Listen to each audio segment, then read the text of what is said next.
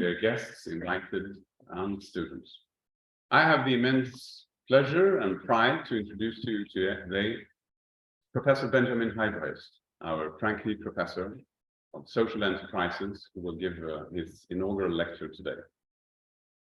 We're welcoming him to Louvain School of Management and to the Louvain Research Institute in Management, Organization and Strategy for the academic year 2022-2023. And we do this in 4 different dimensions. For the first, we welcome Professor Huybrechts for society at large.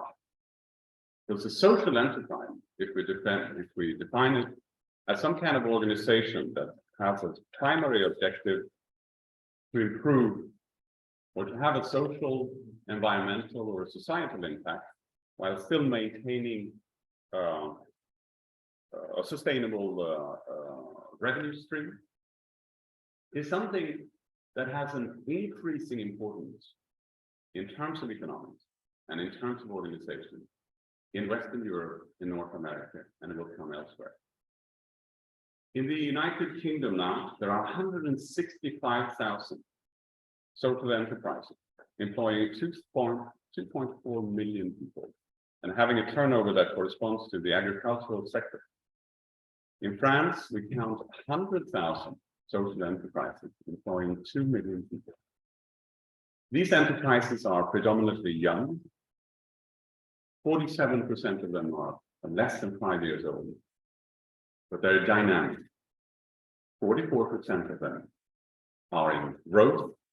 74% of them are in profitable condition. And they're also innovative. 66% of these young enterprises that are cooperatives, they are non-profit organizations, they are organized by volunteers, reinvesting their benefits for a common good. 66% of these enterprises are also introducing new products and services annually. So we're looking at a sector in a full evaluation, looking at itself, how it can improve, how it can be reorganized, how it can perform a double objective of both improving the world for the common good and still maintaining sustainability and continuing its operation in a market which is open and not regulated. For this, the society is needing researchers like Benjamin Huybrechts who can attack these problems. Now, the institution is also welcoming Benjamin Huybrechts to Louvain, because if we now define social enterprise as I did before, and there is still some discussion about exactly how to define social enterprise or an undertaking, social entrepreneurship, then the roots of the social enterprise, they go far in time. They go all the way back to the early communities, religious communities, monastical orders, ad hoc organizations sharing the benefits for the common good and their survival. They already have these functions. And throughout time, they actually evolved into what we now consider to be the predominant form of the limited liability company. But at the origin, the functions were shared and the responsibilities as well. And at this very university, Louvain, in 1519, Benjamin Huybrechts had a colleague who was also been to Oxford, and he came to Oxford, Jean-Louis Vives, who between 1519 and 1522 was professor at Louvain. And he was devoted to these questions of moral organization and philosophy at large. He was also somebody like Benjamin Huybrechts who had an applied sense of looking at his research. So in 1525, then he got a mission from the city of Bruges, how to improve their system of organizing the poverty, the management of poverty. And he wrote a treatise called the Subventione Pauperium. And in that, he he actually advocated something that came to be an idea for a relief system that is based on clear accountability, objectives for a public intervention to take care of poverty, vocational training, and also a sustainable financing, public financing, not ad hoc charities to take care of people in between poverty, long-term sickness, and victims of war. This is what we call management. He was actually a forerunner in what came to later on to become the public responsibility for social undertaking. Now, he did it for the city of Bruges, but as you know, Belgium is not the country that is most dynamic when it comes to public decision making. So although his treatise has had a huge impact on the public changes of the laws in the UK and even in northern Germany, it took a number of years before even Bruges implemented part of its recommendations in the treaties they ordered themselves. Another seminal researcher that I have to mention here, although I will omit others, is of course somebody who is very dear to us all, Professor Philippe de Wood, who already in 1966, a year after founding what was to become Louvain School of Management, the Institute IAG, through a merger, he wrote a treatise about the social role of the entrepreneur as somebody who is not only accepting the current state, but who's taking a social role as a steward, and who has also a responsibility in front of not only the shareholders of those that surround him and those that finance his undertaking, but those that actually benefit from it and from whom he gets the resources to continue to operate.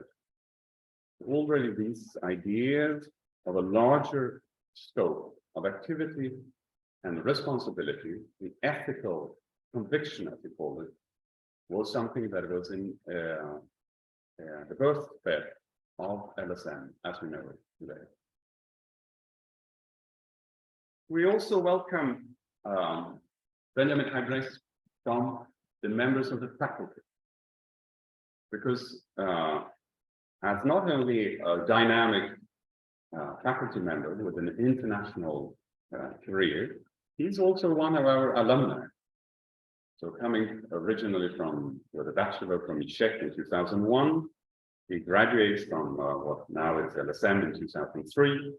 He continues with a master's in development, also from UCLouvain in 2005. Then he continued to University of Liège, where after a research master, he finishes his doctorate in 2009. Then, just as Jean-Louis Vives, his predecessor at the University of Louvain, he continues to the University of Oxford, where he had a postdoc in 2010, and then he returns to the University of Liège to become chargé de cours, where he is then continuing in different roles for 7 years, between 2010 and 2017. Then he switches to EM Lyon, a French business school, where he is acting at 2 sites, both in Morocco for 2 years, and then going back to Lyon. And he continues this role until 2021, where he is appointed full professor at IESEG, the business school in France.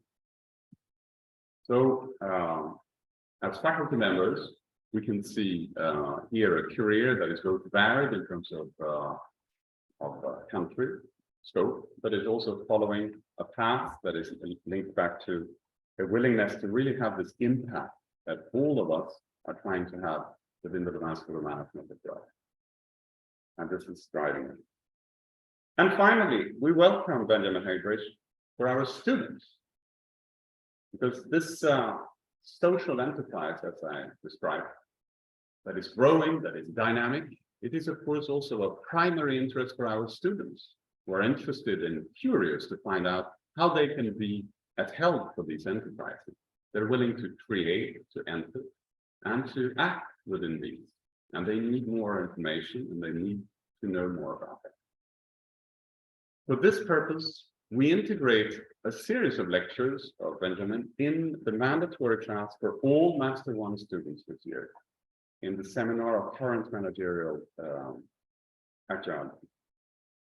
current managerial issues, where all the students will get insights to the current result and findings for this also goes hand in hand with the findings in the barometer that is issued by University of Liège, indicating that many of these enterprises, at least in Belgium, they also have a need for more management skills. And thus, further training of our students could contribute also to increase the efficiency and the effectiveness of these social enterprises here in Belgium. I will now leave the word to the president of the Research Institute, Louvain, to give you insights on how Benjamin Huybrechts' research and contribution to science.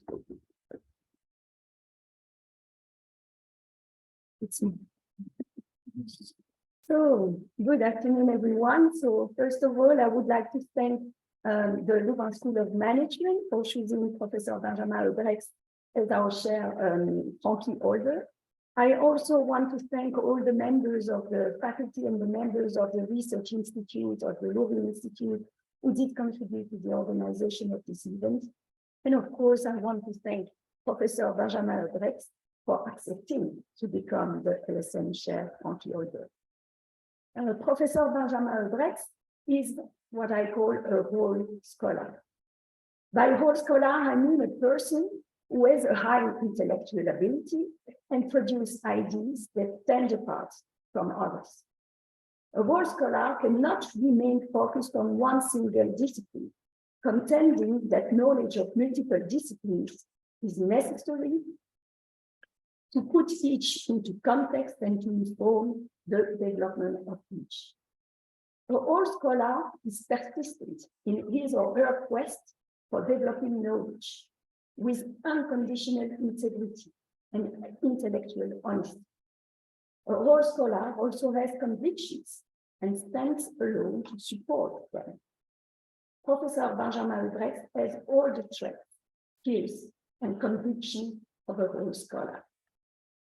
His teaching and research interests mainly deal with what we call alternative organizational forms and practices that put the pursuits of social and environmental goals at the core of their economic activity, such as social enterprises and cooperatives.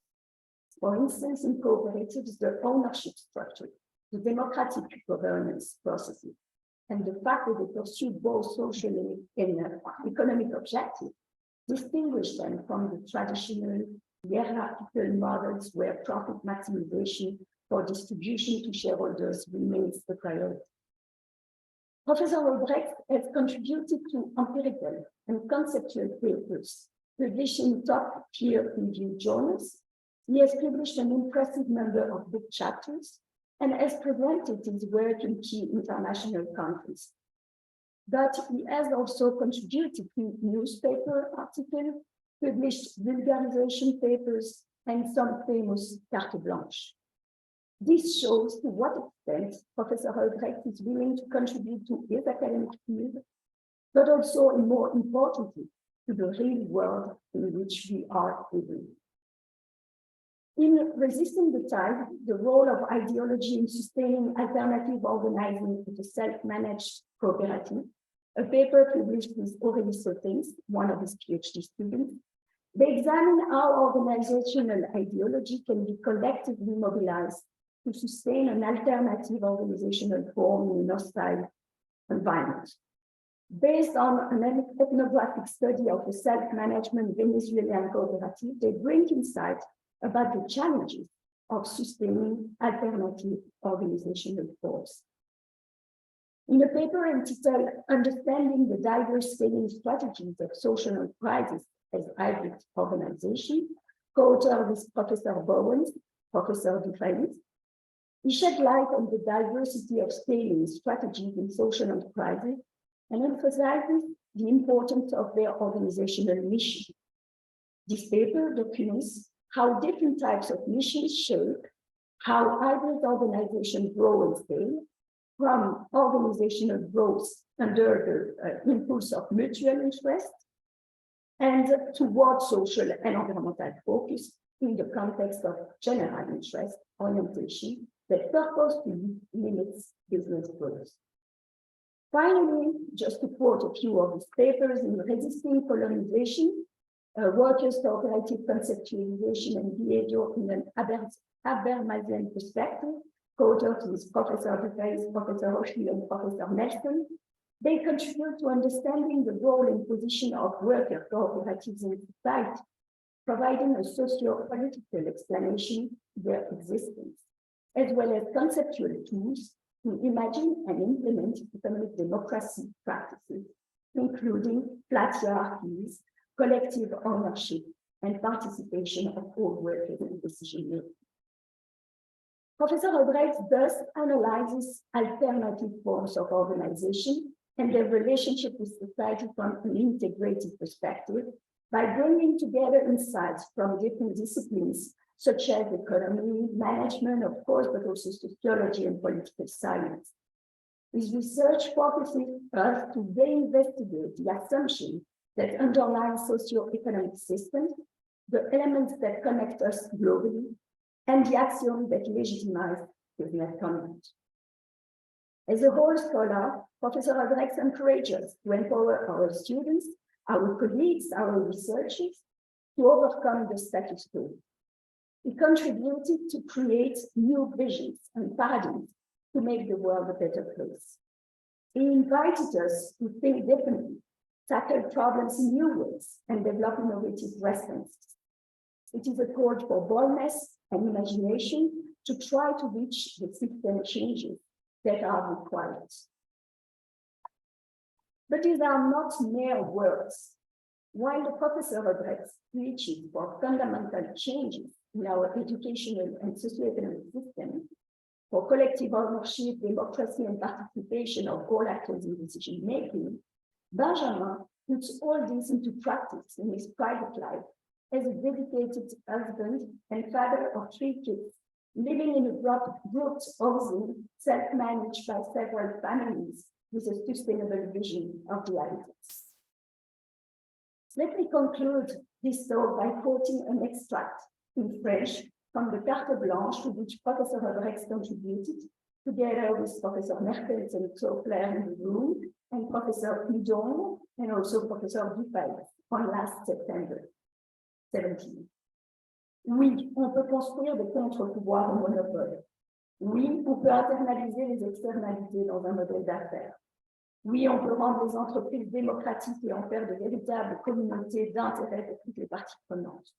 Oui, il est sain de devoir rendre compte sur sa performance globale. Oui, on peut mettre des limites à l'enrichissement personnel pour optimiser un intérêt supérieur. Oui, les comportements individuels évoluent quand les individus sont mis en contact avec des organisations fructueuses du bien commun. Oui, on peut poser des choix de gestion qui traduisent des préoccupations prioritaires pour le respect de la terre, le bien-être des travailleurs, des fournisseurs, des clients, ou encore pour une résilience de nos territoires et la gestion en commun de nos ressources. Professor Huybrechts, the floor is yours for your talk entitled Transitioning Towards Sustainable Business, Social Enterprise as a Source of Inspiration. Thank you.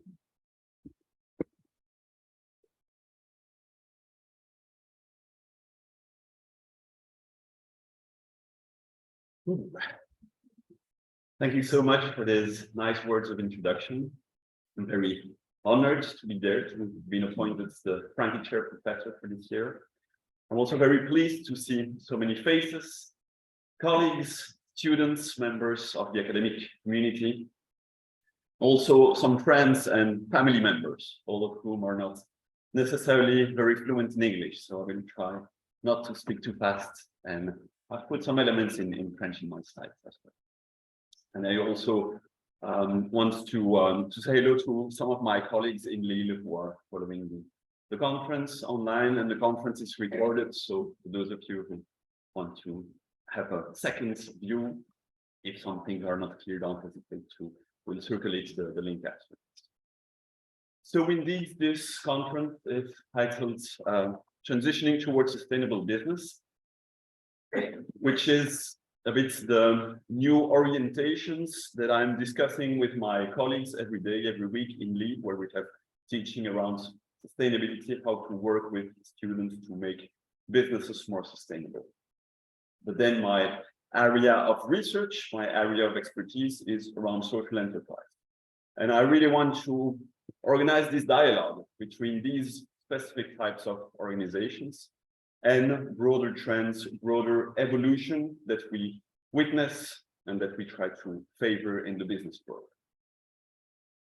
The structure of my presentation will be quite easy to follow because this evening I'm offering you a dinner, a 4-course dinner with an appetizer, starter, main course, and hopefully if we have time, dessert. And then we go for the real drinks. As an appetizer, I have a first question, a very philosophical question, which is, why am I here? When I was contacted by Valérie, by Per, to be the chair, to hold this Francqui chair, I reflected back on the last 20 years. And as my colleague, Dean of the Management School, said, well, I studied here as a master's student some 20 years ago, time flies. And I don't want to be arrogant, sorry. I don't want to be arrogant, but this is not the first time that I received an award by the Louvain School of Management. It's not the first time that my research is being recognized. And it's more than an anecdote, because this moment, 20 years ago, where I received the Best Master Thesis Award for my work on a partnership between Oxfam and a wine cooperative in Chile, this moment was quite fundamental for me and explains, I think, a lot of what has been going on in the following years. Because, first of all, I realized that while many of the other students were not really liking the exercise, they wanted to get rid of it as quickly as possible. I actually liked, if not loved, the exercise. So I thought maybe this would be something to consider for the coming years, and some professors of the management school also encouraged me in this direction. And secondly, I discovered organizations that are slightly different from the ones that we studied as the case studies in the strategy courses or in the entrepreneurship courses. Through discovering Oxfam, this Chilean wine co-op, I discovered a whole new world that seemed quite fascinating to me. And I really wanted to know more about this type of organizations. And to be honest, I was a bit angry, disappointed with the training I had received at the management school, but this was 20 years ago, right? And it's funny, I looked into my archives, found these pictures, but also found in my mailbox a draft email to the dean at that time. If he's still around, we can pass on this email to him, because I actually never sent it. It was a rather polite email where I explained what I've learned during this, 2 years and 4 years in total, including the bachelor. We haven't really spent much time considering the social and environmental impacts of the economic activity. And this is problematic because of all these social and environmental challenges. It seems that we're looking at business activities like if they were not really connected with these broader societal challenges. I didn't send the email because probably I went on holiday, but also because I thought to myself, well, why bother anyway? I'm leaving this business school. And I remember I explicitly told to myself, I will never, ever set a foot in a business school again. Thank you, Valérie.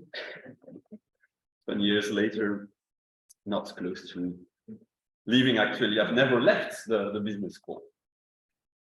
Because I have discovered this alternative, different way of organizing the business activity, which I discovered in Chile with this movement of the social economy of the cooperative economy. And I also deepened my understanding when coming back to Belgium through getting involved in Oxfam as a volunteer at the Oxfam shop here. Then I got involved on the board of directors, and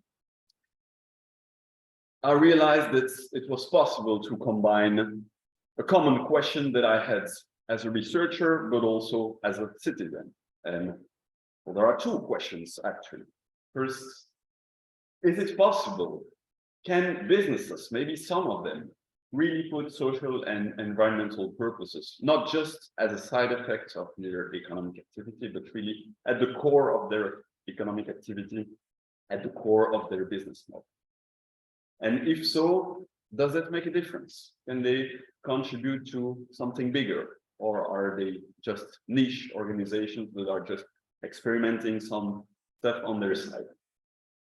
And I don't have the answers yet to these questions, but I've made progress, I think, on these two questions, thanks to a number of institutions that my colleague Dean recalled. Liège, definitely, with the Center for Social Economy, which is entirely gathering scholars interested in this question, and I want to greet those who come from Liège to listen to this presentation today. Oxford, Center for Social Entrepreneurship, Lyon and Casablanca, where I discovered also different ecosystems related to social enterprise. And then since last year, IESEC, where the ICOR Center on Organizational Responsibility, led by Frank de Backer, has really helped me to consider the second part of the question. Because when I speak to my colleagues, they tell me, okay, this is nice. We've heard about the figures, what these organizations represent in terms of employment, in terms of activity, they deliver services, they deliver. But does that make a difference? And if I'm a professor interested in sustainability or CSR, what's the difference? What can this type of organization teach me? And the whole idea of this presentation today is articulated around this idea. So things have changed since my master's thesis, thanks to these different institutions. And of course, the Louvain School of Management has also changed. Otherwise, they wouldn't have invited someone like me. I've seen the many initiatives you have around CSR, around sustainability. I've seen there's a chair in regenerative economy, so many fascinating initiatives that weren't there when I was a student. So business schools have evolved, but the challenges that lie ahead have evolved as well, and things haven't really gotten better since my master's thesis, both at the environmental and at the social side. This is not the core of my lecture. Other people could be talking much better than I would. Climate scientists, biologists, people who study climate change, who study these different planetary boundaries that are unfortunately being reached at an accelerated state. So the current society, the current economy is unsustainable from an environmental point of view, and the prospects are really grim. So this is a context that should certainly be recalled on the environmental side, but also on the social side. We see growing inequalities, especially within given countries. The situation is not too bad in Europe, but in many parts of the world, these inequalities are already high and increasingly growing. Many of the products that we buy, from our garments to our smartphones to our computers, are produced in conditions that are absolutely terrible, not just in terms of prices, revenues that the workers get, but also the conditions of work, the environmental conditions, and sometimes even conditions that can be assimilated with slavery, with child work, with people who are not free in their decision to work for a given organization. And we heard about this with the World Cup in Qatar coming, which is just the tip of the iceberg of all these problems and awful conditions of work in the supply chains. We've got migrations that is a huge issue, and all these problems are, of course, connected to each other, because these supply chain issues, slavery, child work, reflect the inequalities. they are also fed by migrations, economic migrations, as we can see in Qatar, for example. And these migrations are likely to become even more severe with climate change. Climate change, which itself is also fed by inequalities. Because the more people get richer, the more companies, the more countries grow, the more they pollute. Up to now, we don't see a decoupling between growth and pollution, CO2 emissions, destruction of biodiversity. So, don't want to depress you, but this is the landscape that really needs to be recalled. And the question is, of course, what are we doing now? And what's sure from my point of view is that we cannot address these social and environmental issues. We cannot address the fact that the planet is literally burning with the same model that has caused these problems to happen in the first place. This is from Einstein's the fact of not being able to solve the problems with the same kind of thinking that has led to this problem in the first place. So this is why I think that there needs to be sustainability and that social enterprises can be a source of inspiration. This was for the appetizer, not a very funny one, I'm afraid. But let's move on with the starter. Why is this transition challenging and what can we do about it? And first of all, I think it's important to emphasize on one level of analysis that I think is underrepresented, at least in the public debate. We very often talk about transition at the macro level, and we have brilliant colleagues, including at this university, climate scientists who show us what needs to change to stop reaching these planetary boundaries. And the answer is we need to change a lot. We need to reduce our emissions a lot. We have political scientists, we have economists that show how markets should function and how public policies should be shaped. And then on the other side of the spectrum, we have a lot of talk about our individual behavior. And sometimes I find myself a bit uncomfortable with only these two levels of analysis. And you can hear it in the media debates. Politicians that suddenly put the focus on individual behavior, which is absolutely not fair. And on the other hand, citizens who say, well, we are waiting for the rules of the game to change. We are waiting for public policy. We are waiting for markets to change. And I think in between the two, this meso level of organizations can be highly powerful.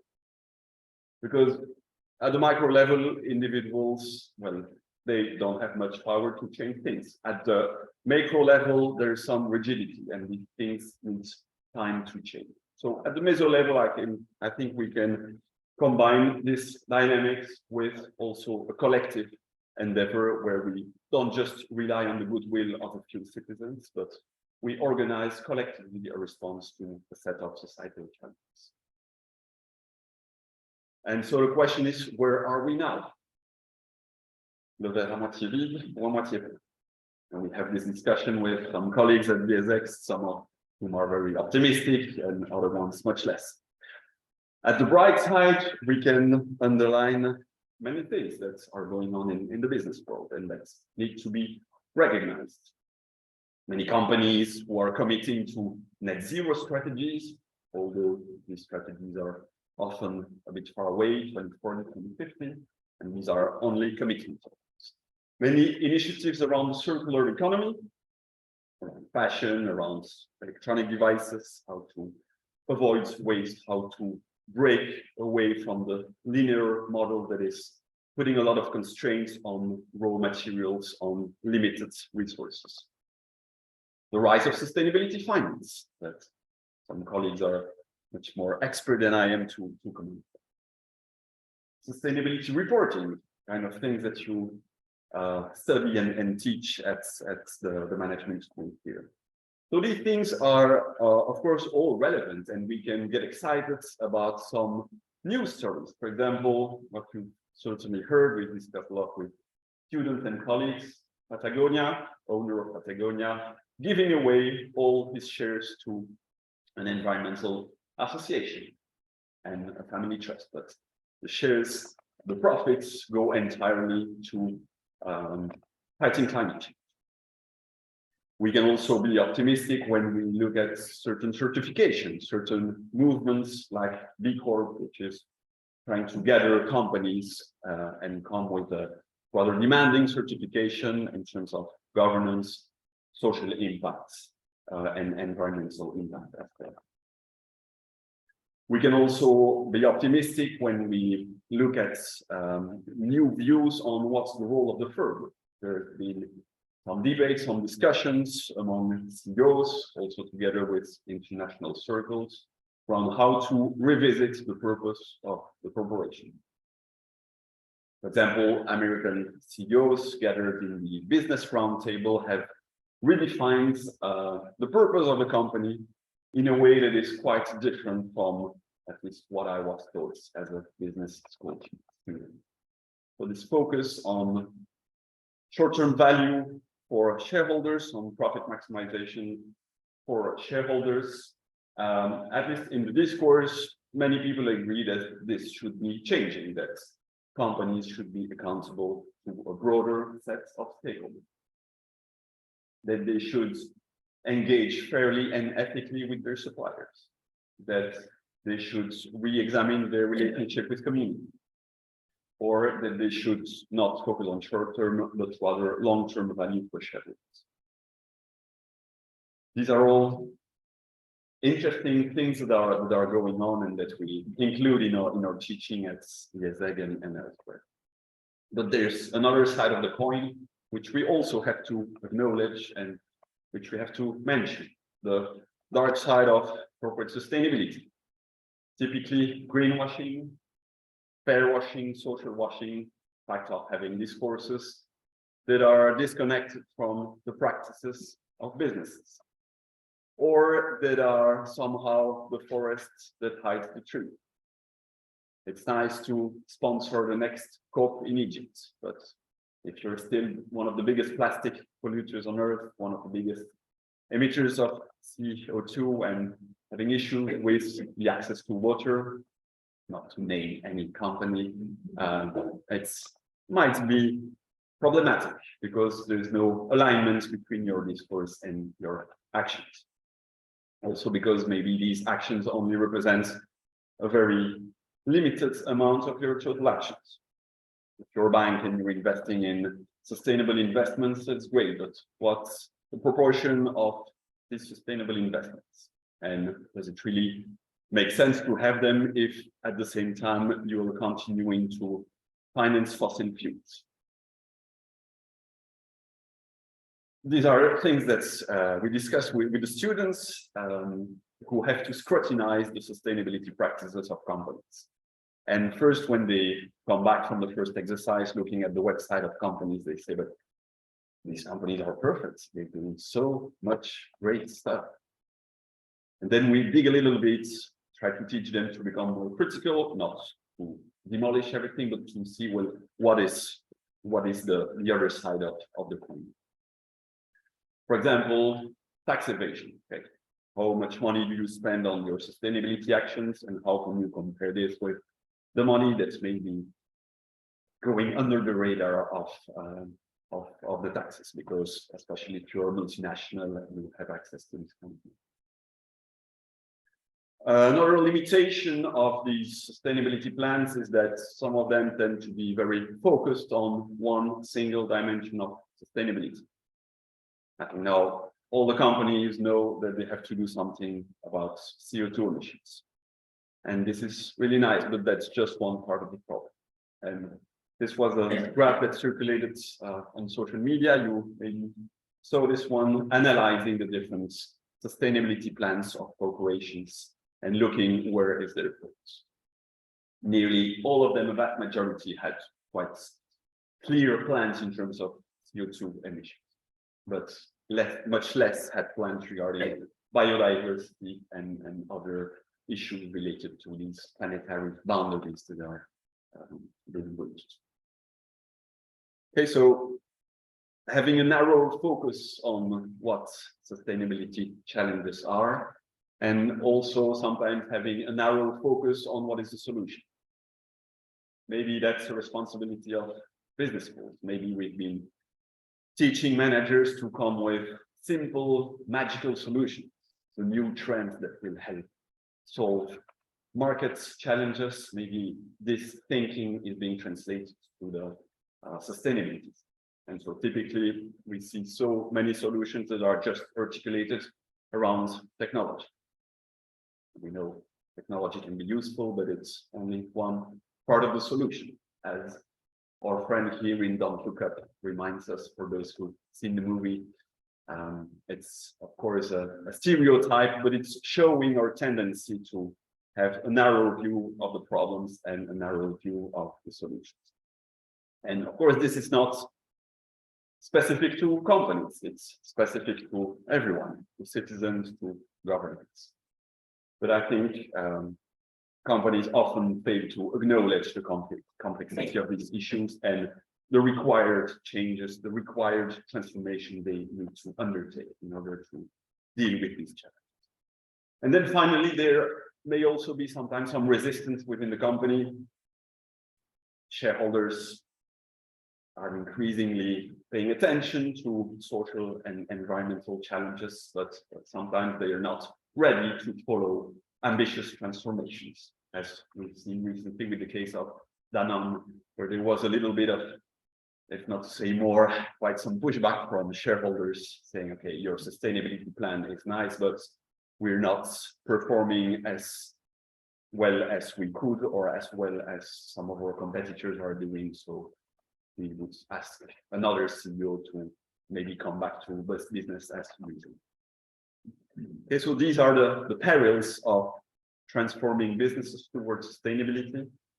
And this has led some experts, some consultants to be a bit disappointed. These are two papers that I read over the last weeks that share their disappointment. The first one is by a sustainability expert who's worked 25 years in different businesses in the US, and whose conclusion is quite clear. We've made some marginal improvements in terms of pollution, in terms of water use, in terms of CO2. This is nice, but we haven't changed anything to our business model. And even we have kind of legitimized business models that are still relying completely or mostly on fossil fuel extraction. So this is one voice coming from sustainability experts themselves.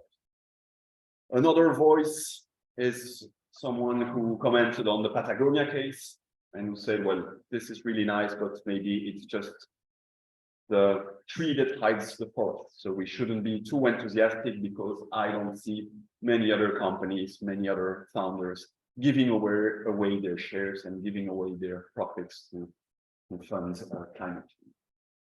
And he commented on this declaration by American CEOs who revisited the purpose of the corporation. And he said, well, these are nice discourses, nice intentions, but they remain no match for a model that is still governed by short-term pressure to deliver results for shareholders.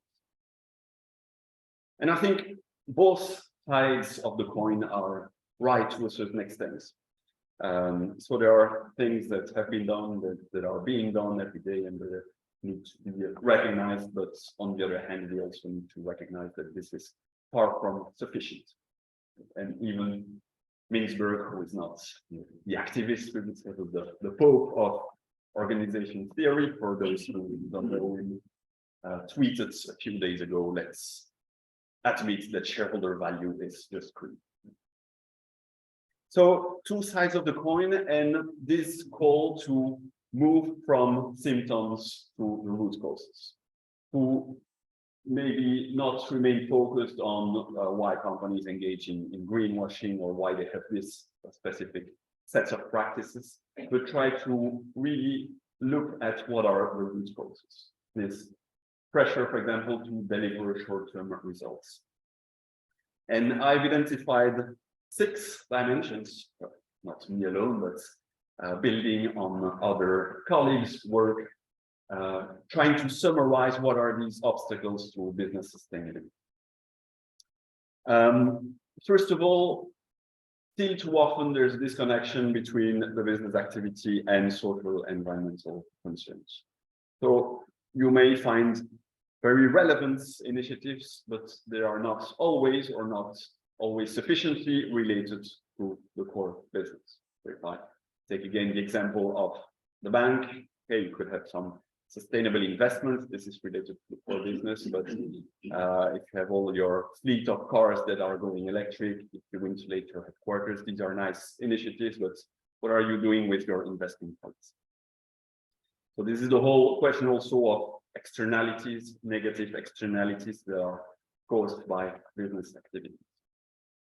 So if on the one side, you try to undertake initiatives to generate positive externalities without realizing, acknowledging those negative externalities that your business activity produces, then I think this, well, may fail to reach goals towards, ambitious goals towards sustainability.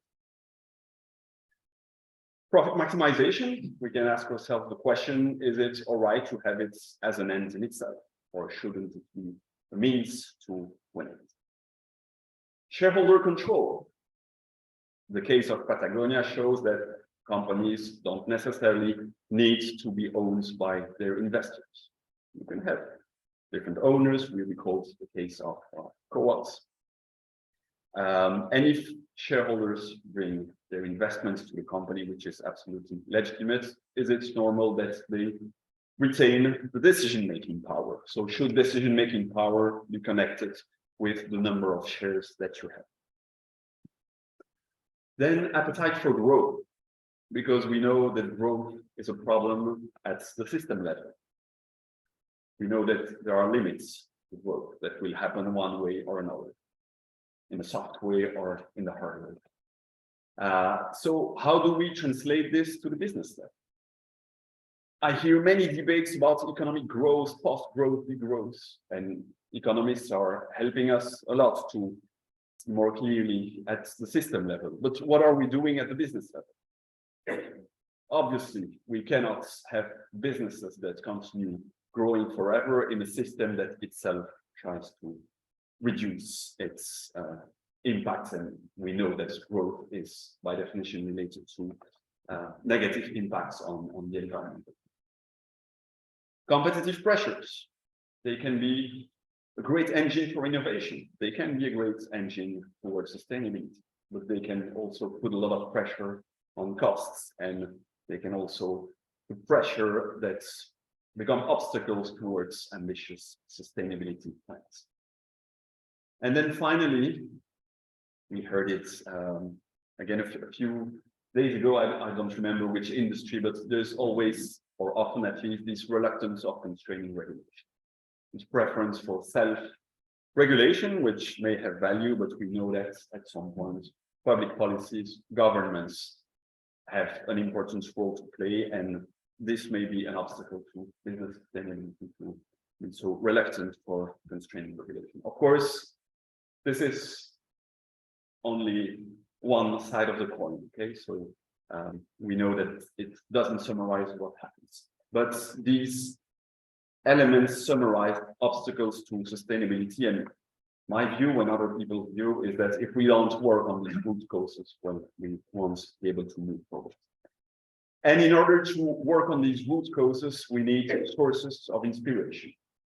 And that's the point of many scholars who are looking at how to integrate different things that don't necessarily belong to the business world, how to make connections with a set of ideas, a set of practices, to integrate them into the business world.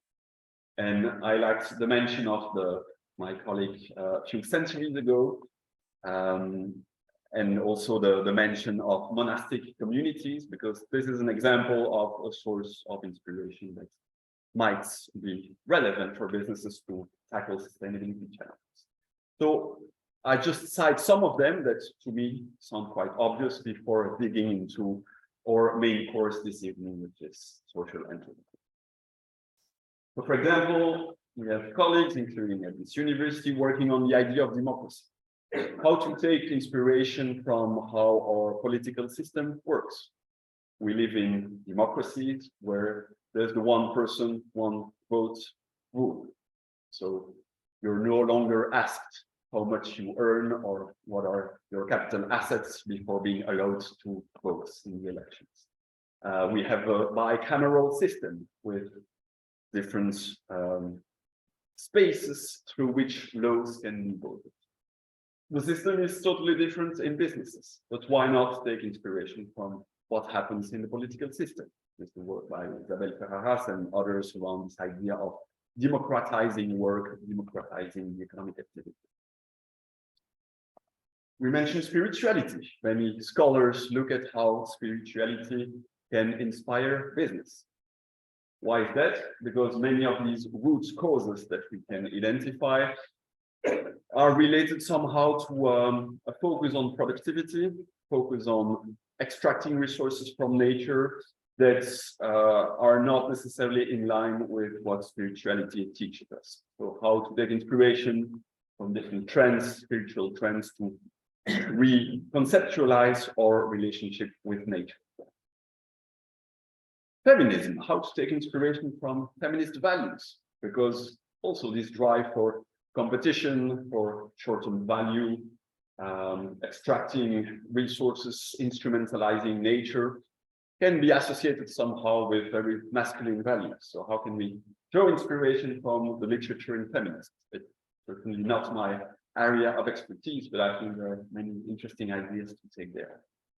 And then finally, well, it's not because he's working at this university that I cited him, but Laurent Bastien and David Gomez, a former colleague in Lyon, and others who are inviting us to reconceptualize companies as communities of interest, where it's not just shareholders' interest, but different stakeholders who are coming together and who are deciding about the most efficient way to allocate resources to a set of purposes that are not just business purposes. Okay, so really just to frame my approach, saying that, of course, there are several sources of inspiration beyond social enterprise. But since social enterprise is the reason why I was invited here, I will now come to the main course, hoping that you are hungry. Pasta, for example, no symbolic connection with the topic of today. But social enterprise, what is this weird thing? I've stopped starting with definitions. When I teach this issue or going to conferences, I realize how easier it is to first come with examples before bringing definitions or key principles. And so I will bring some examples from my research and then other examples that come from work from colleagues or local examples as well. So as I told you, I started working with Oxfam in Flanders, Oxfam Magasin du Monde as well. And in my thesis, in my postdoc, I discovered this immense variety of fair trade organizations, fair trade social enterprises, that are absolutely fascinating in different countries. I went to France, I went to the UK. They work on different types of goods, chocolate, for example. And they are fascinating companies that I have still not finished working on and exploring, because they combine different sets of challenges that we discussed in terms of fairness in the supply chain, in terms of ethical consumption, in terms of environmental. But then I thought, well, I know there are other fields out there. And so I got quite interested in renewable energy, and more particularly renewable energy co-ops. So cooperatives who gather citizens who collectively invest in renewable energy production. Windmills, solar, biomass, etc. And so EcoPower is one of the success stories in Flanders. We have also many other examples in Wallonia and elsewhere. And this led me to do some research in this great area of citizen-based renewable energy.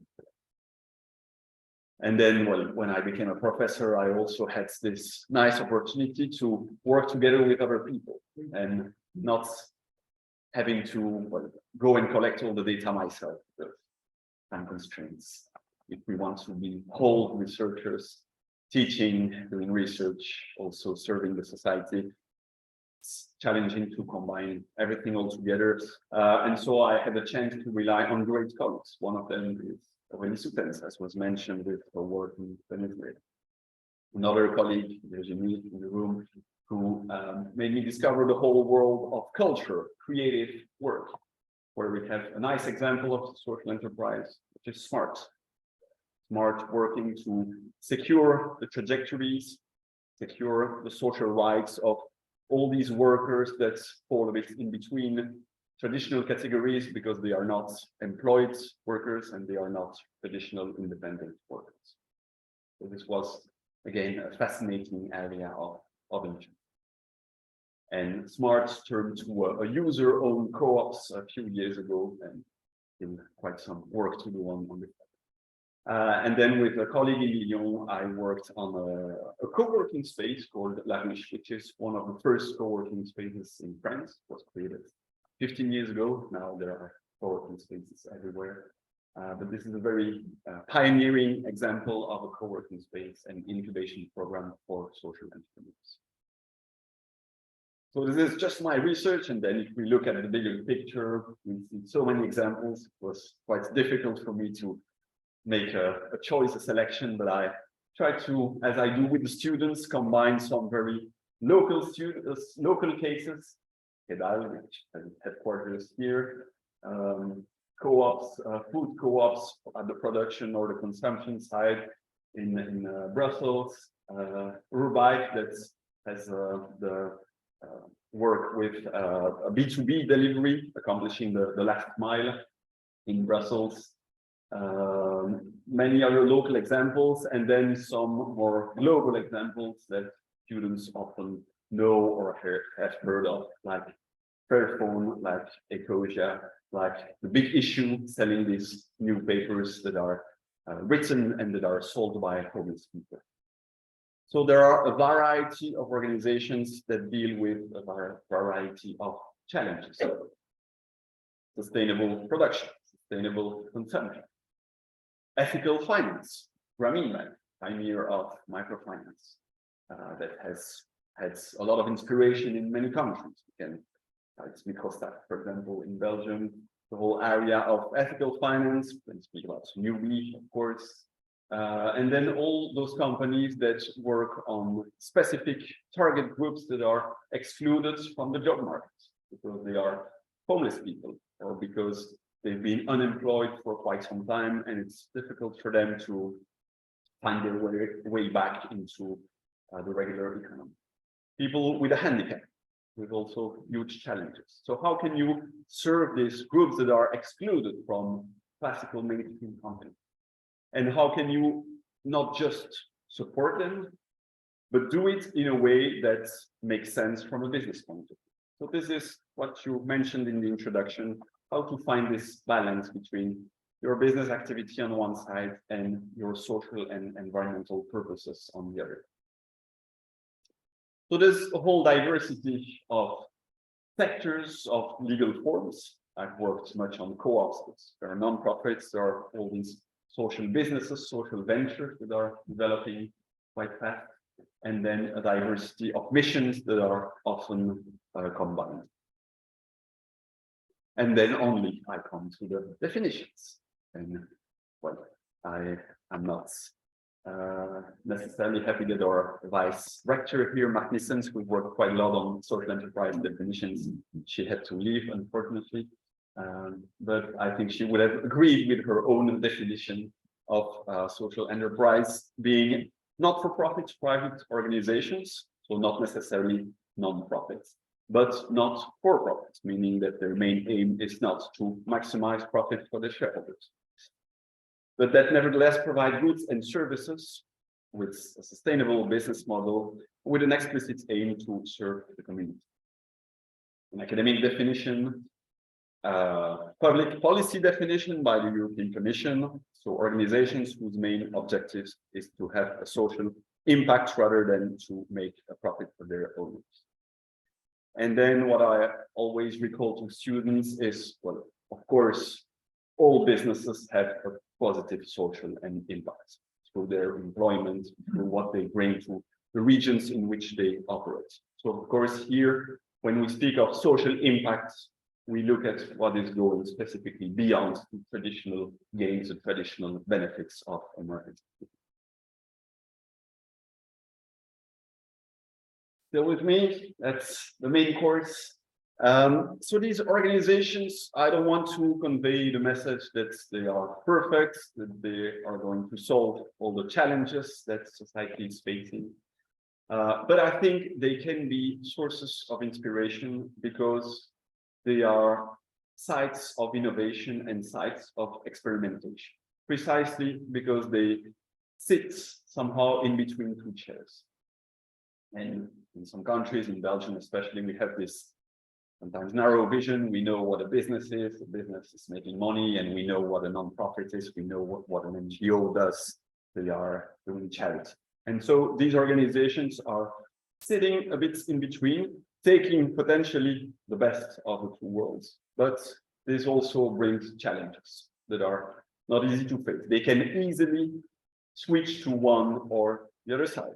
They can easily, if they're not careful, lose sight of their founding mission and just become regular traditional businesses. And the other side, they may also fail to produce a sustainable business model, which would then lead them to become just regular association or non-profit organization. So this combination, this side of experimentation, I think, makes it a relevant source of inspiration. That is indeed fascinating from a management point of view, because then we can revisit all the management disciplines, finance, marketing, HR, etc., and see what does it change to try to make this combination. And I think what this changes is that you can potentially bring some elements of solution to these shortcomings that I mentioned. Not all solutions, but some elements of solution. And to do that, I've listed 6 principles, 6 areas where I think there can be useful inspiration. And here we recognize the business school professor. These are 6 P's, okay, moving from 4 P's to 6 P's. 3 that are located within the organization, the first 3. And the 3 following, which refer to inter-organizational, extra-organizational practices. And for those of you who paid attention, you will see that, well, 6 is also the number of the limitations, the shortcomings that we identified in the path towards business sustainability. So business school professor trick, these 6 sources of inspiration may help, at least in part, to find new ways of engaging with root causes that we identified earlier. So I will review these 6 inspiration avenues in the context of 2, even 3 courses with the master students. So if you're interested in having all the details, I guess people here or people online can join these courses. But I will give a summary here and provide as many examples as possible. First of all, there's the idea of embedding the purpose within the economic activity, within the business activity. And this is the idea of hybridity. It is totally embedded. It's not like you can say, well, tomorrow I'm no longer interested with this social impact, so I'm just continuing with it. No, because this is kind of baked into the business model. This is part of the DNA. You cannot remove one or the other dimension. And this is also a powerful way to engage stakeholders, to engage a set of actors. When we look at different examples, we see that this purpose is a powerful tool to engage customers, workers, volunteers, suppliers. Let's take the case of Fairphone, for example, the ethical smartphone. It started as a movement led by activists, by campaigners, who had issues with the classical supply chain of a smartphone. And they campaigned against it, and they tried to find solutions. And then they launched crowdfunding because many people were telling them, well, if you really believe that it's possible to come up with a more ethical supply chain, well, why don't you do it? But they didn't intend to create a business in the first place. So this is then interesting. Many fair trade companies like Oxfam also started with a very strong campaigning movement component, and then engaged different stakeholders that found meaning in this business sector. And of course, the business needs to make sense, but it's also invested with a purpose that gives an extra motivation to the stakeholders who would, for example, as I did, work as volunteers in some fair trade shop, which you wouldn't expect in the local cafe. What these organizations may also bring to the table is how to deal with trade-offs, how to deal with dilemmas. This is sometimes a limitation that we see, that I find in business sustainability discourses. It's this idea that finally we can combine everything. Just buy a car and you'll be able to save the planet, and you will give work across the supply chain in the field. So this idea that everything can be combined, make profits, save the planet, have a positive social impact. In many instances, this might be true because we have synergies. You can save costs, for example, through being more sustainable, using less raw materials, less resources. But in other cases, you do have these trade-offs. And social enterprises don't necessarily manage these trade-offs well. They can fail. But there's a whole literature to which I'm trying to contribute that examines how organizations can avoid mission drift and try to have sense. For example, if you are a work integration social enterprise, you're working with people who are far away from the job market. Are you investing your resources to train, to coach those people who are really far away and have very low capacities, low skills? But if you increase your costs there, you might have higher prices as well for your customers. So how do you deal with that if you want to make your products available to customers? And if you're trying to please both your workers and your customers, how are you making a margin out of it? So this experience of dealing with trade-offs might be an interesting source of inspiration. And it's already taken on board, of course. We find many companies that are reflecting on their purpose. For example, in France, there's a lot of discussion about the mission, the raison d'être of companies. Why are we here? The same question as the one that I had in the introduction.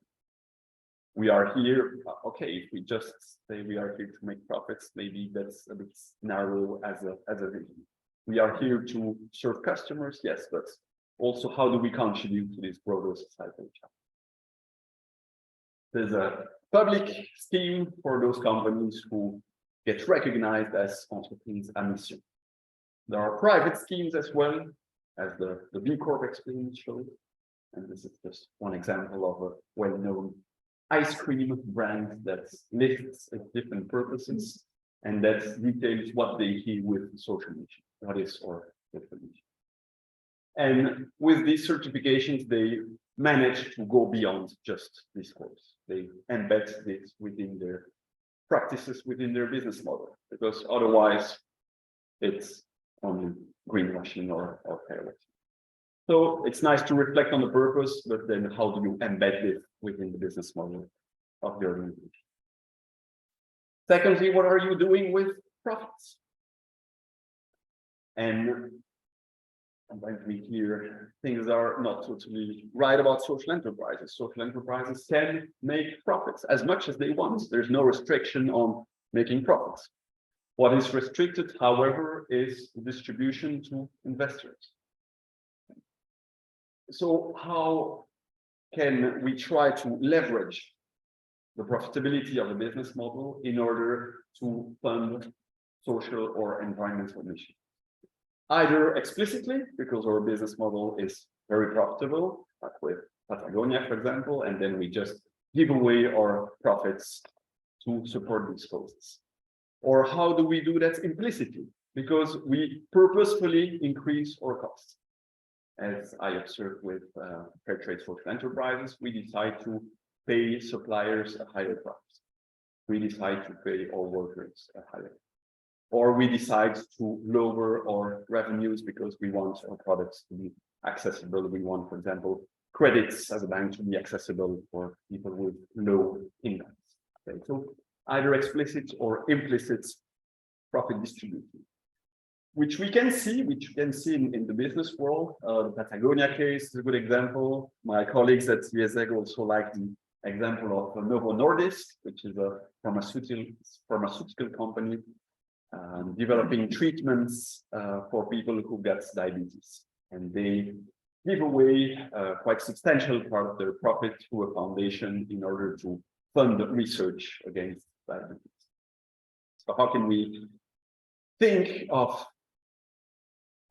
profits as a way, not as an end in itself, but as a means to an end? And this is, of course, already done very spontaneously in many small businesses where you have an owner who just, well, who needs to make a living out of the business. So I think it's mainly a challenge for bigger, typically multinational companies. Then the third intra-organizational element is governance. So social enterprises try to implement governance models where they involve different sets of stakeholders. There again, there are nice examples. I mentioned Louvain chocolates. I liked visiting them, spending time there, not just because of the chocolates, but also because they have this nice model where they are owned in part by the suppliers. There's a producer, a cocoa cooperative in Ghana, which partly owns the fair trade company in UK.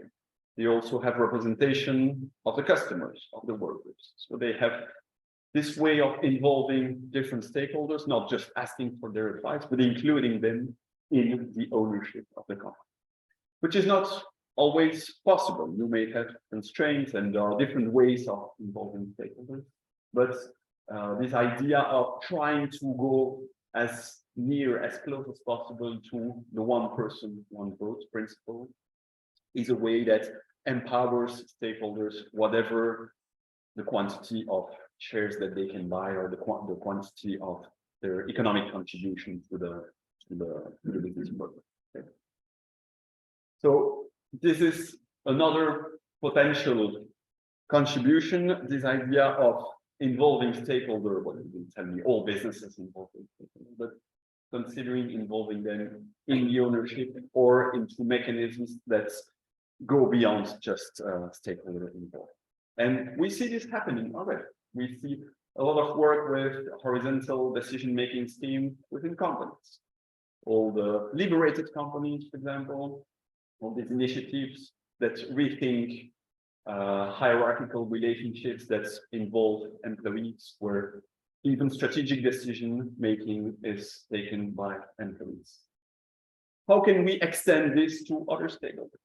How could suppliers, how could customers have a say, not just in minor decision-making, but including also in strategic decisions? Francqui, which is one of the cases for those of you who've seen Demain by Cyril Dion, it's one of the examples they give.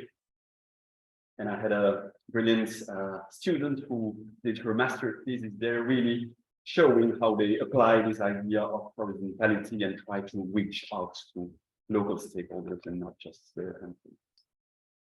So in intra-organizational terms, this summarizes how I think social enterprises can be inspiring for business through the idea of embedding social and environmental purposes within the business activity, within the statutes of the company, because if it's just on a website or just on the tweets of the CEO, it's not very constraining, you will agree. So how to make this part of the statute as the constitution of the company? How to make this part of the business model?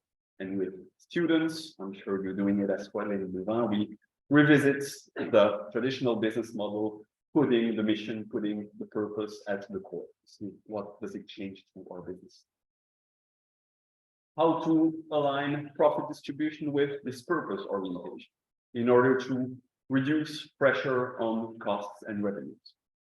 Because much of the unsustainable behavior also comes from this short-term pressure to minimize costs and maximize revenue. So this is important to have a sustainable business model, but how can we somehow relax these constraints in order to also pursue non-financial performance and involve stakeholders who have an interest in this issue?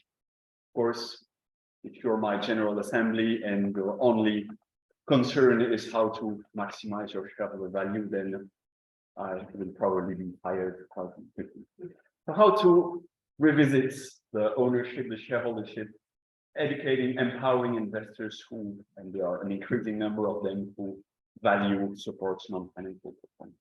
And then finally, how to extend participation in decision.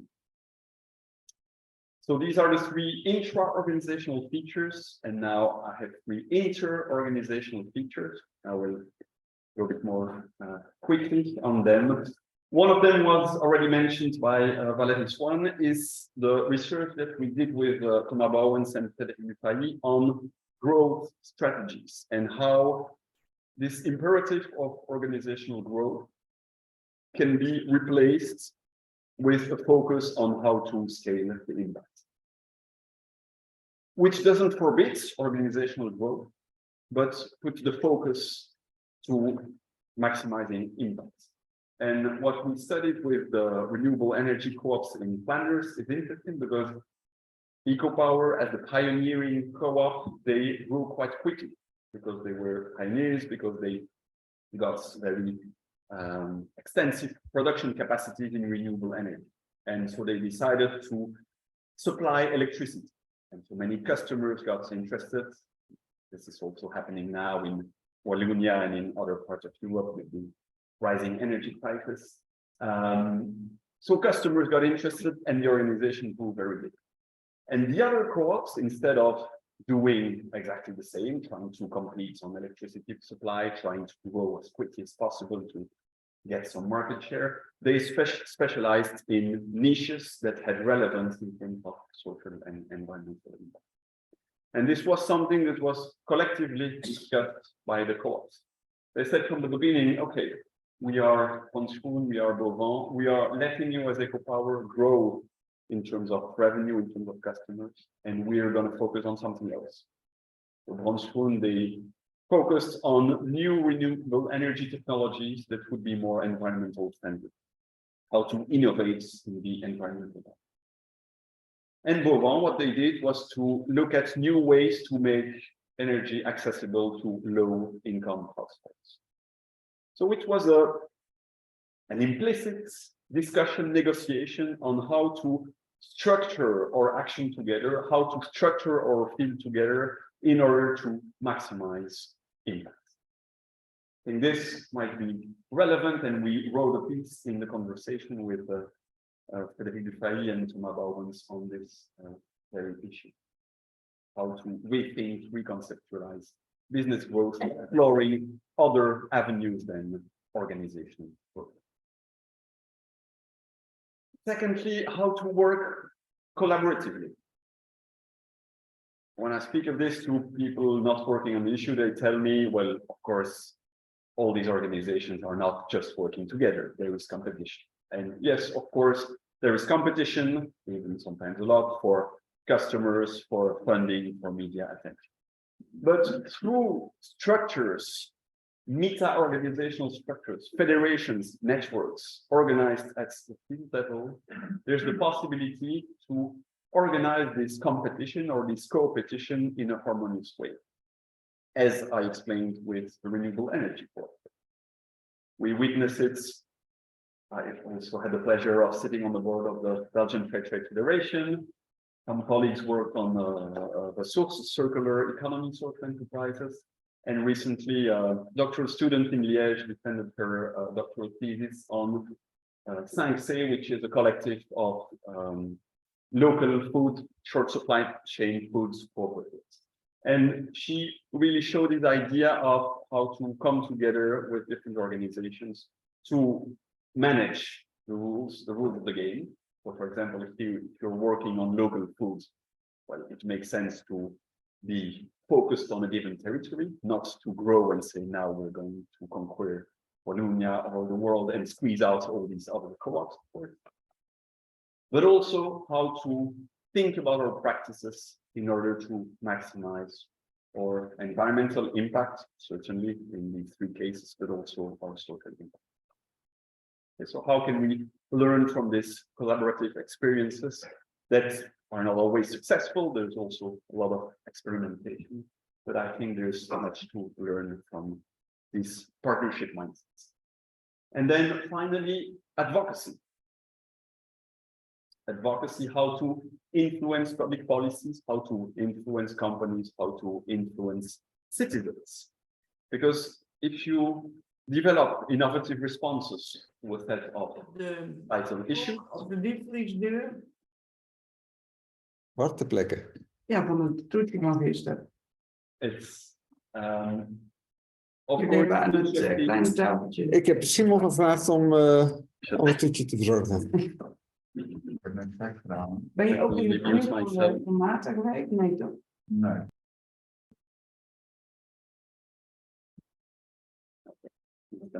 My colleague found it up there.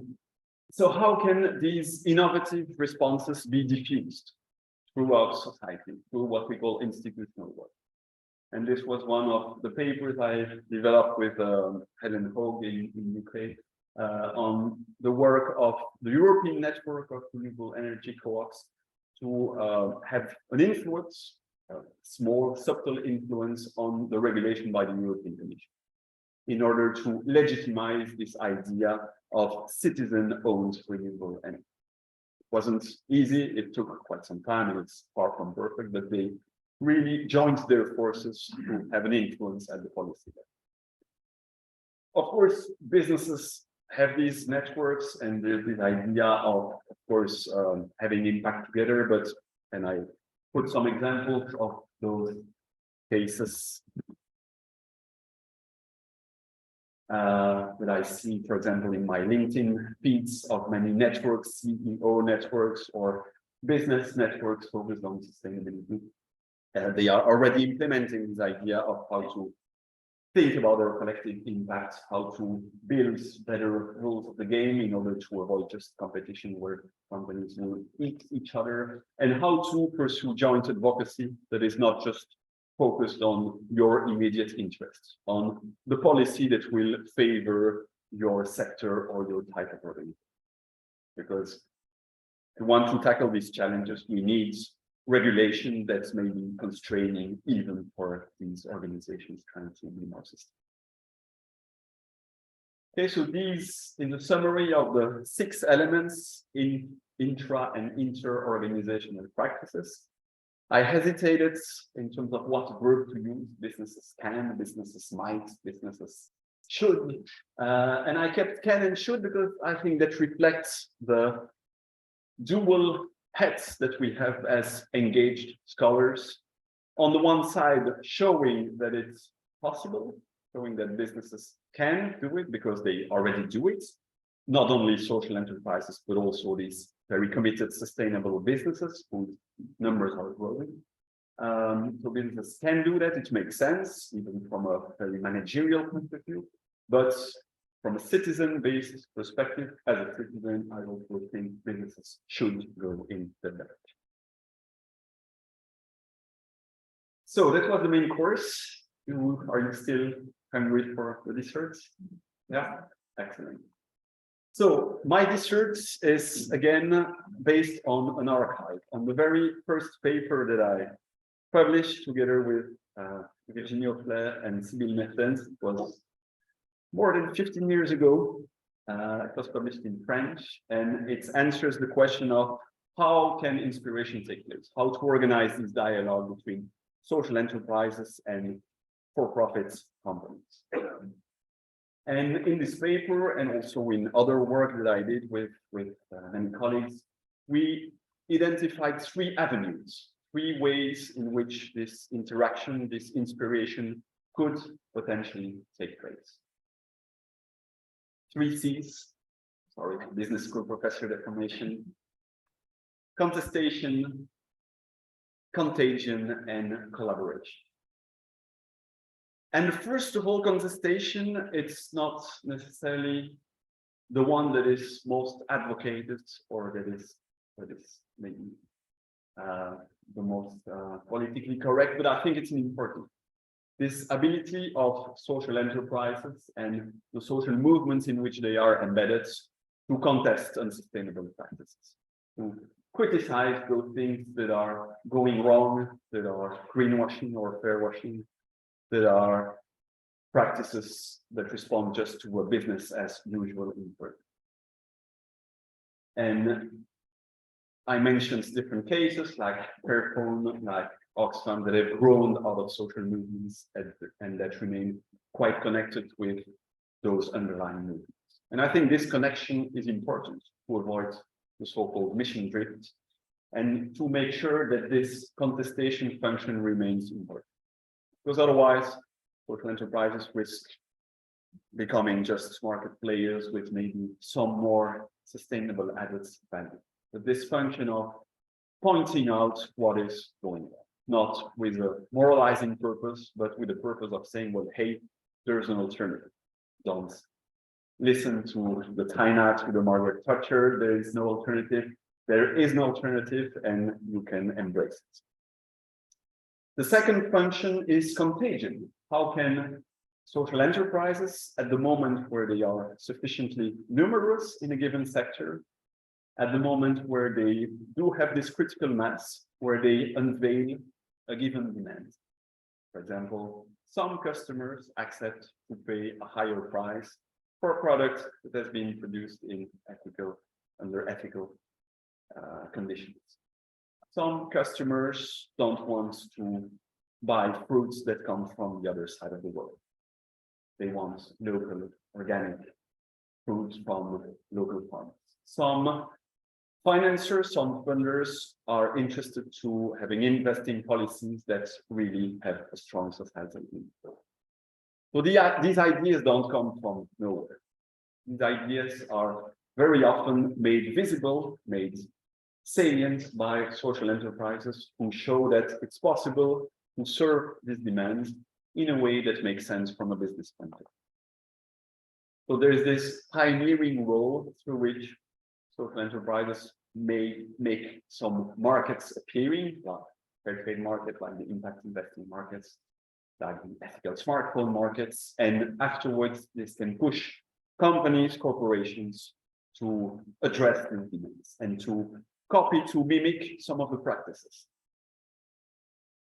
In many cases, not all of them. So again, it's always a question of what side of the coin are you looking at? But there's a transfer of practices that we cannot deny. We witness with fair trade, with local food. So of course, it's not enough. It may be a tool for greenwashing. So it's definitely not saying that it's changing in a sufficient scope, but at least there's this transfer of practices that can be leveraged through the presence of social enterprises in given markets. And then finally, the third avenue is collaboration, of course, because there's a lot of potential for collaboration between social enterprises and for-profit businesses. And there, when I talk with my colleagues, they tell me, oh yes, that's like so-called cross-sector partnerships between companies and NGOs or companies and associations. Well, yes, to a certain extent, it bears resemblance, but it's not exactly the same either, because social enterprises already experiment with the business activity. They don't just have this expertise in social and environmental impact. So this brings interesting types of collaborations, which I will still be working in the next years, certainly. Try to understand what's the mutual exchange that takes place. For example, when traditional banks work with a specialized microcredit social enterprise. What happens when UCLouvain works with supermarkets? It's quite interesting conversations with Stéphane, Vincent, not to name them, at Ethical about how they manage to work with supermarkets, especially franchise-based supermarkets. This is why I put the logo on that machine. I want to advertise, but because they have franchisees, they have the opportunity, these small business owners, to revisit some of their practices and to really give an important space to fair and ethical products in their portfolio, so to really engage with local communities. And then finally, the example of Grameen Danone, so the Grameen Bank funded by Mohamed Yunus in Bangladesh. He got the Nobel Prize for it, not in economics, could have made sense, but Nobel Prize for Peace in 2006. This is also an example on which we often work with students, because it shows how you can not just exchange practices, work together, but create a joint project together, because they create this new company, Grameen Danone in Bangladesh, where they developed high nutrition yogurt for children and for poor populations lacking access to quality foods with sufficient nutrition. Of course, the experience has its limitations, its drawbacks, but in terms of inspiration and experimentation, it's fascinating. It's fascinating from the moment that these two sets of organizations really talk with each other. And I think we have many networks that I mentioned and others that I didn't mention that make this conversation happen, where you have individuals that can somehow cross-pollinate between different sets of organizations. And then finally, a space where this conversation can definitely take place is business schools. We talked a lot about business school, the role of business schools through those famous carte blanche, but also in many debates happening within and outside of these business schools. And I think precisely for this kind of topic, they can be highly relevant. Educate not just good managers with good business skills, but future managers who can use these skills in the pursuit of social and environmental impacts. And this is why it makes sense to me after 20 years to still work at a business school.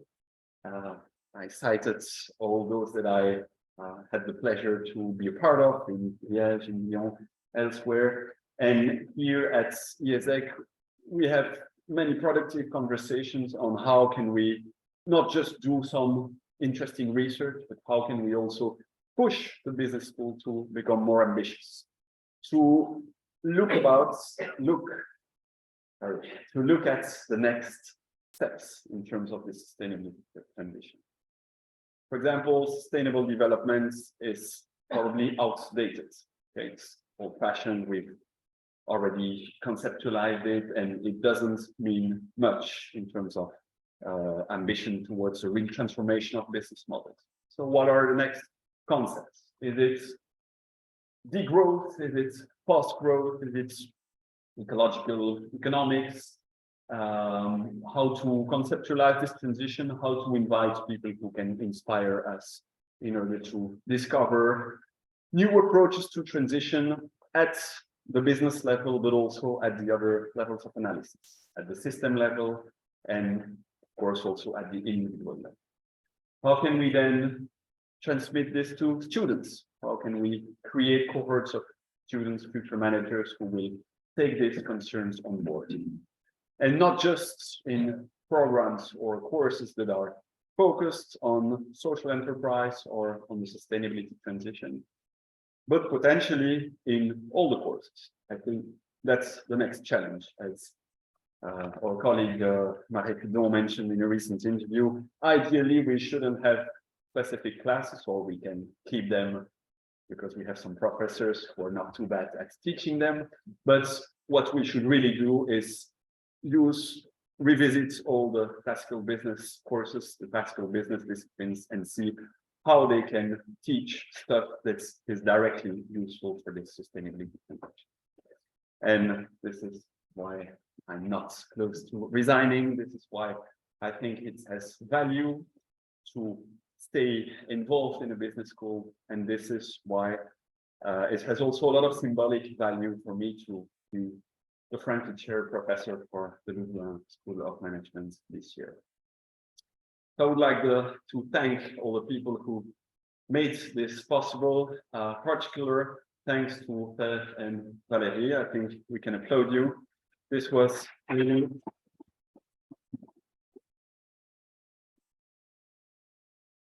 your idea. I didn't say anything to anyone. But I would also like to thank all the people with whom I've had the pleasure to work, and especially to write papers and book chapters. And so when I was tired of working on my content slides late at night, I did this slide with all the pictures of the people with whom I've ever co-written a paper or a book chapter. And it's quite inspiring to see these smiling faces, and I hope there will be many others in the future. And so this is a nice way to end the presentation. Thank you so much for attending, for listening here or at a distance, and very happy to continue the conversation over a drink and afterwards. Thank you so much.